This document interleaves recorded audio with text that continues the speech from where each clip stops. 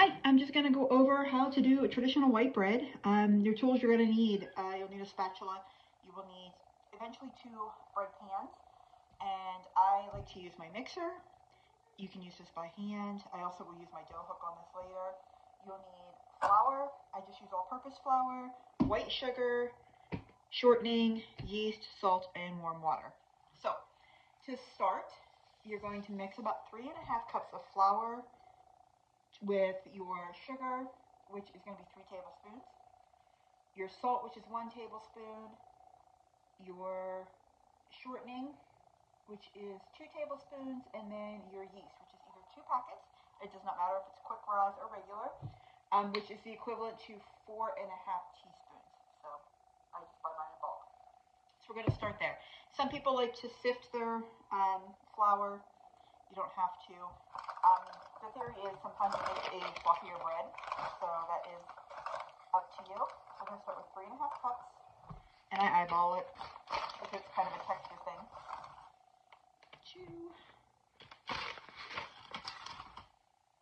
3.5. Okay, and then our sugar,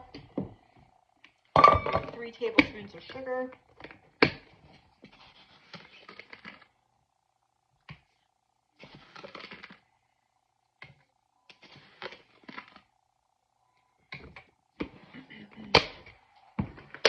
Tablespoon of salt.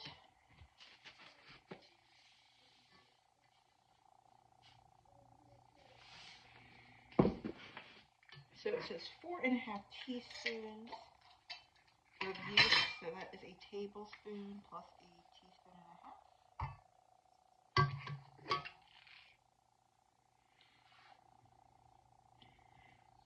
And then your shortening, which is going to also be 2 tablespoons. Let's go let this gently mix. There we go. And then 2 tablespoons of your shortening.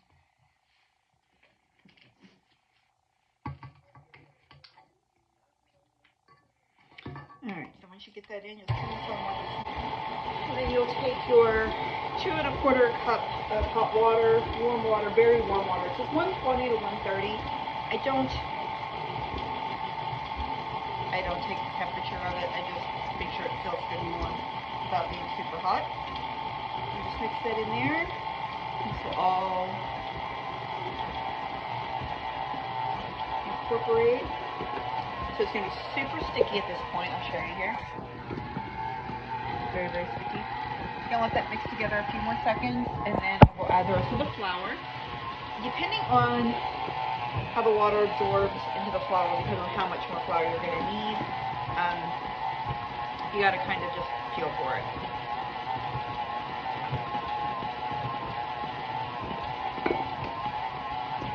Alright, so I am going to start adding a little bit of flour in here.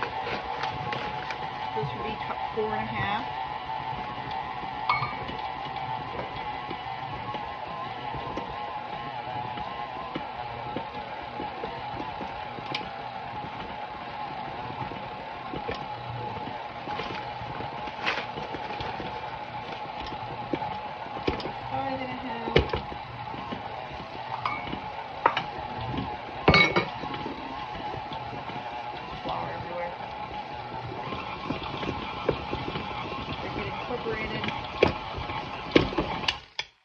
Sometimes you've got to kind of peel this side so you can see a little bit. Just peel the dough off. You can see it's sticky, but it's not getting all the flour. So sometimes you got to pull it off and move it around.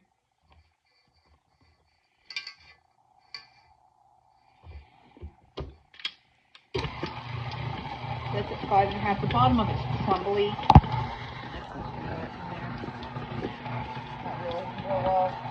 But it'll start picking it up. Sorry, that did not work out real well. I thought that would look a little better, but it did not. I don't want to add more flour to this, so some of this up here.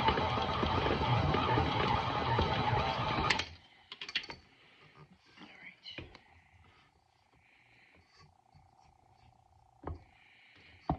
So So ultimately you want this dough to be pretty smooth. You want all of the bits and pieces and the dough to all come away from the bowl, your mixing bowl. It should be clean whenever it's all incorporated and not sticky. So I am actually going to switch over to my kneading hook, my dough hook.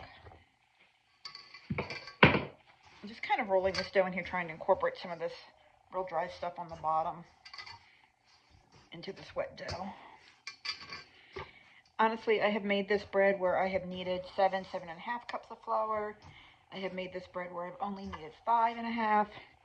So it really just kind of depends. Like right now, this dough feels super, super stiff, but the yeast and everything has not quite woken up yet. So I am going to add this on and let this do its thing for a little bit, and then I'll show it to you. I'll show it what it looks like. It's all coming off the bowl. So I'm going to let that knead here for the next couple of minutes. Okay, so the dough. Actually, no, it's not going to let me do that. It's real springy. You can see the bowl's all clean. That's what you want. So I'm going to let this knead just for a few more minutes, and then it will sit. So I'm going to let this knead for a few more minutes, and then I will cover it with some saran wrap and some spray oil and just let it rise. It'll probably take it about 45 minutes to rise to an hour. And then at that point, we will split it in two to make two different loaves. So you need 2 pans. You can also cut this down and make loaves if you want. All right, here we go. Okay, so at this point, it has been kneaded for a good 5 minutes. If you're doing this by hand, you're going to want to knead it for close to 10 minutes. Just needs to be nice and smooth. Just going to add some cling wrap to my dish. I'm going to spray it and then flip it over. So if it does rise, it doesn't stick fast. All right, so this will take anywhere from 45 minutes to an hour, depending on how warm your kitchen is. And then we will go to the next part. All right, so it's been an hour. The dough has been rising. I'll show you what that looks like. It has more than doubled. Stick your finger in it. If the indent remains, it's ready. So then at this point, you can dump it out on a lightly floured surface. If you have a pad that I usually put it down on, but I don't have it out today. You just pull it out. It should all come out pretty clean.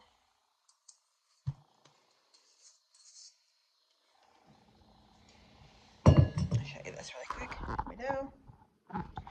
At this point, you're going to cut the dough in half, and then you're going to take a rolling pin and you're going to roll it out 9 inches wide, maybe 18-ish inches long, and then roll it up really tight into a loaf. Tuck your sides under. You can pinch the seam, and you're going to put that at the bottom so it's just a nice smooth loaf on top. And then you're going to put it in a lightly oiled pan, and then cover it with saran wrap so you can, if it's oiled, actually just use the same one if you want, and let that rise again until it more than doubles. And I think, if I am remembering correctly, it probably takes another 50 to 60 minutes for it to get to that, depending on how warm the kitchen is. So I'll show you this loaf in a pan whenever I have it done. All right, so I have this approximately 9 by 18. I did not measure it, I eyeballed it. You just take one side and just start rolling. Pinch your sides down if you want. Now when you get to the seam, stretch it, pinch the seam, and then you can just tuck your sides down. Just shake a little bit. And then I have just a lightly greased bread pan. Stick it in there.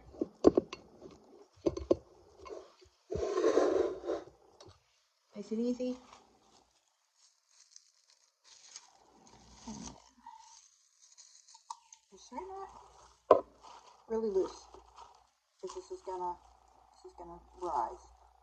And now I am actually gonna put this just in my oven. My oven is not heated. I'm gonna sit it in there because I actually have windows open today because it's in the upper 50s, so I'm just letting the house air a little bit.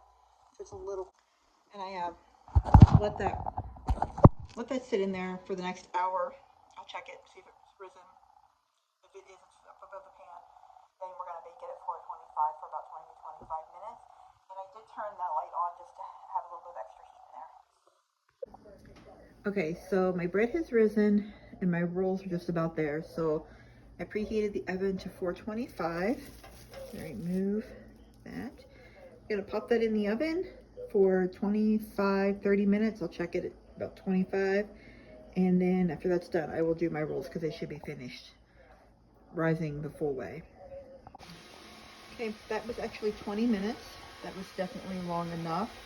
I'll let it cool for a few minutes, then I will run a knife around the edge between the pan and the bread and pop it out and let it cool a little bit before slicing it.